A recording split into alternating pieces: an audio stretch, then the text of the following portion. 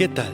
Bienvenidos una vez más al devocional con el pastor Gerson González, donde día a día nos acercamos a las Escrituras para conocer y experimentar el poder del Evangelio. Deseamos que seas grandemente bendecido mientras escuchamos la palabra de Dios, porque la palabra de Dios no está presa. Comenzamos. Qué gusto acompañarte de nuevo y juntos meditar en las bondades de Dios en estos días. Vamos a considerar el devocional de John Piper para el día de hoy, la estrella sobrenatural de Belén. Es tomado de Mateo 2:2, que hace la pregunta: ¿dónde está el rey de los judíos que ha nacido? Porque vimos su estrella en el oriente y lo hemos venido a adorar. Una y otra vez la Biblia nos deja desconcertados y con curiosidad acerca de cómo sucedieron ciertas cosas. ¿Cómo fue que esta estrella condujo a los sabios del oriente a Jerusalén? Bueno, el versículo 2 no dice que la estrella los guiara ni que fuera delante de ellos. Solo dice que vieron una estrella en el oriente y fueron a Jerusalén. ¿Y cómo fue que esta estrella fue delante de ellos por la corta distancia de 7 kilómetros desde Jerusalén hasta Belén, como Mateo 2:9 dice? ¿Cómo fue que la estrella se detuvo sobre el lugar donde estaba el niño? La respuesta es esta: no lo sabemos. Se intentó explicar de muchas formas, en términos de conjunciones de planetas, cometas, supernovas y luces milagrosas, pero simplemente no lo sabemos.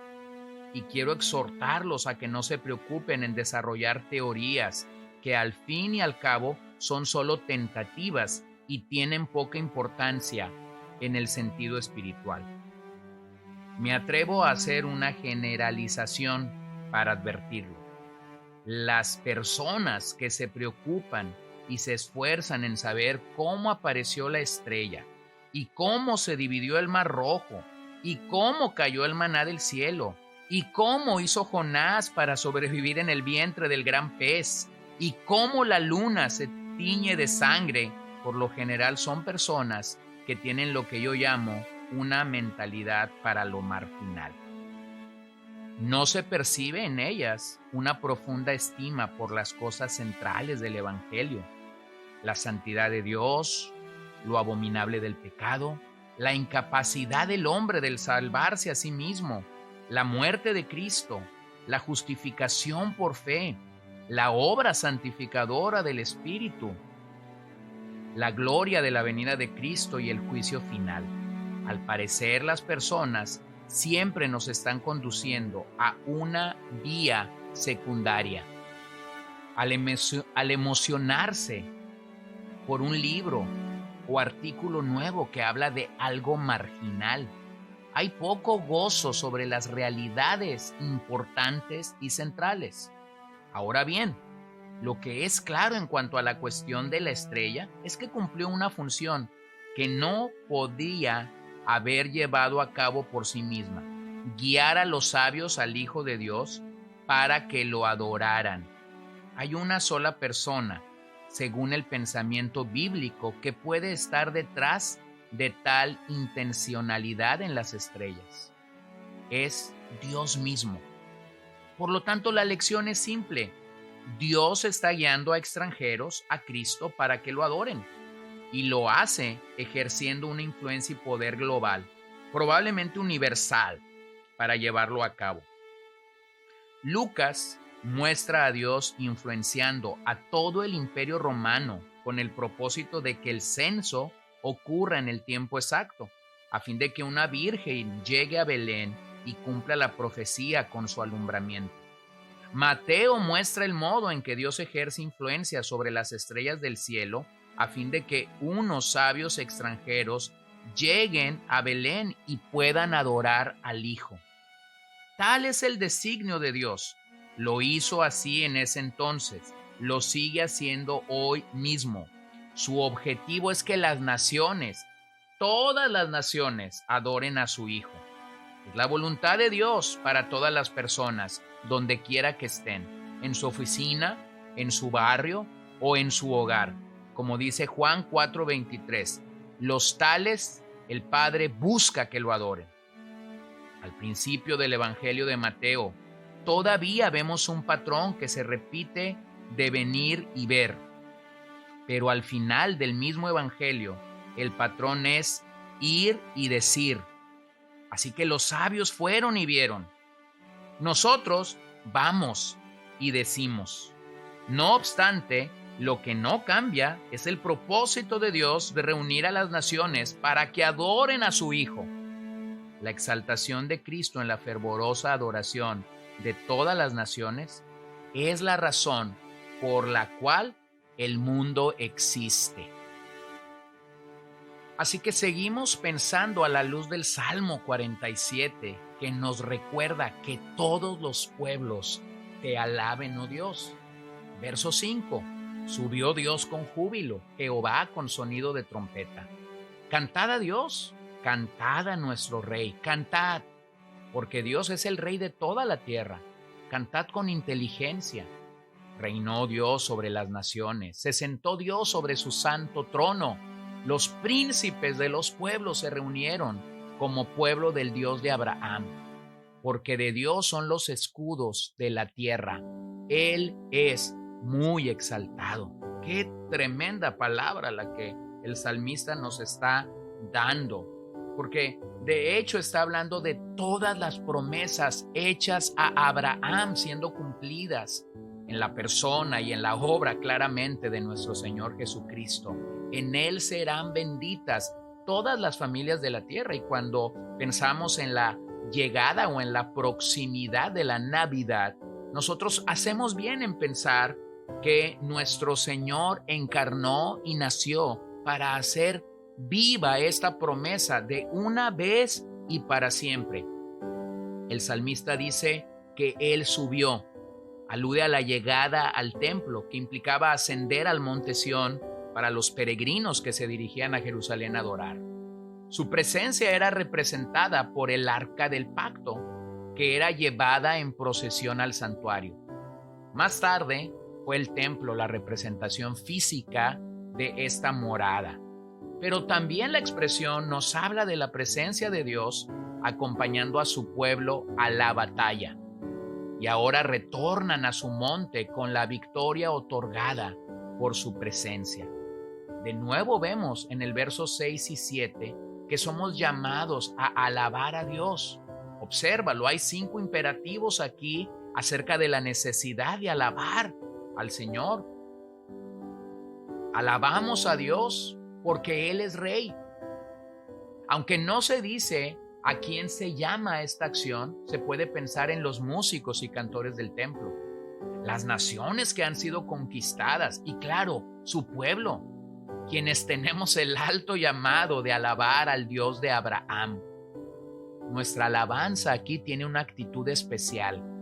Cantad con inteligencia, no con negligencia. La palabra en el original es masquil, que significa instructivo o contemplativo. Así que nos habla de alabar a Dios con sabiduría y con destreza. Nuestra alabanza debe ser entregada a Dios con maestría, con profesionalidad, con esmero.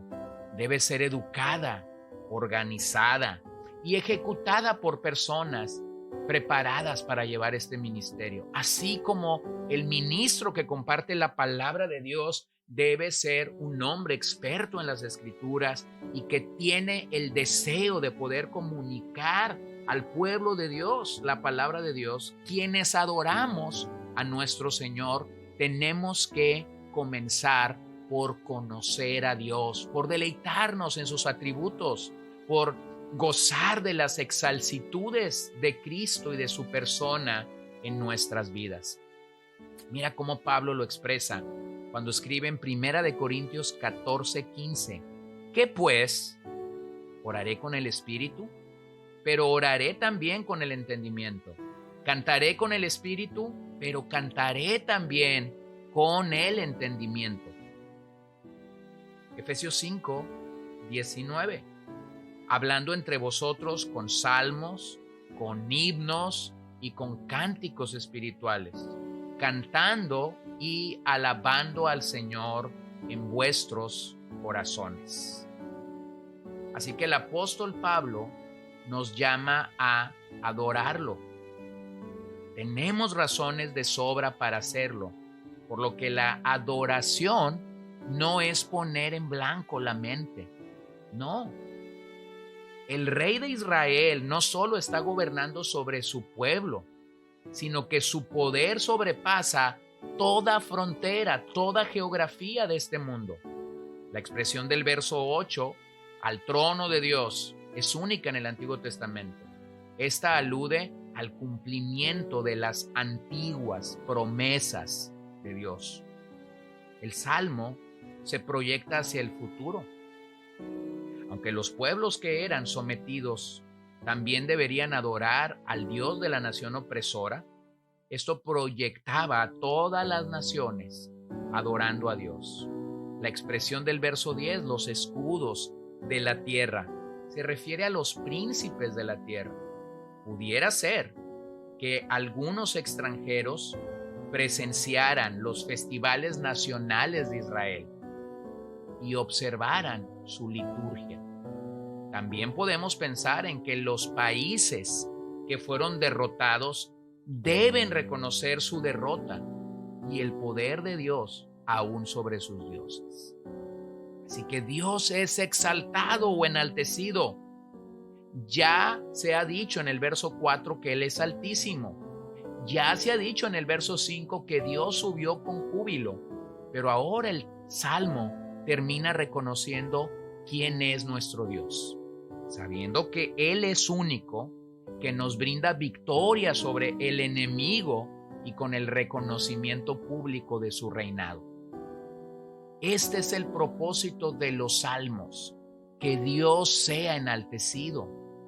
Este es el propósito de la encarnación, de la muerte en la cruz, de la resurrección y de la ascensión, que Dios sea enaltecido entre nosotros. Así que la realeza de Dios se pone de manifiesto, gobernando de forma universal. Él tiene la capacidad de revelar su gloria y de reinar sobre toda nación, sobre toda lengua, sin importar las ideologías sociales o políticas de la tierra. Aunque este rey pareciera ser un temido conquistador y juez, el Salmo gira alrededor del gozo, porque en vez de ser un tirano, Él es nuestro Salvador. Gloria a Dios en las alturas y en la tierra paz a los hombres.